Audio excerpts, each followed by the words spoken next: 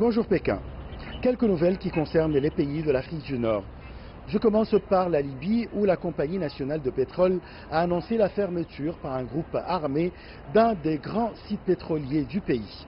Dans un communiqué publié sur son site internet, la Compagnie nationale libyenne de pétrole, la NOC, a indiqué avoir décrété l'état de force majeure dans le champ d'El Sharara, géré par la compagnie Acacus, une joint venture entre la NOC, l'espagnol Repsol, le français Total, l'autrichien OMV et le norvégien State Oil. Le champ pétrolier Al-Sharara, situé dans le sud-ouest de la Libye, a subi une nouvelle attaque terroriste. La NOC a décidé de fermer temporairement le site pétrolier et décréter l'état de force majeure sur ses installations. Situé à 750 km au sud-ouest de la capitale libyenne, le champ pétrolier d'Al-Sharara produit environ 270 000 barils par jour, soit plus d'un quart de la production quotidienne de la Libye. Cette fermeture temporaire coûtera à la NOC environ 32 500 000 $ par jour, selon un communiqué de la même compagnie. Dans le cadre de leur partenariat stratégique, l'Algérie et la Russie ont signé 2 accords dans le domaine des hydrocarbures.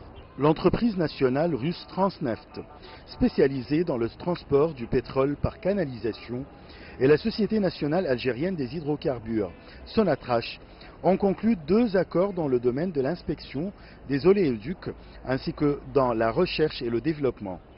Le premier, signé par la filiale Transneft d'Iascan et la compagnie algérienne, porte sur l'inspection par racleur instrumenté de 3 oléoducs. Le second accord a été conclu entre la Sonatrach et la filiale Transneft R&D.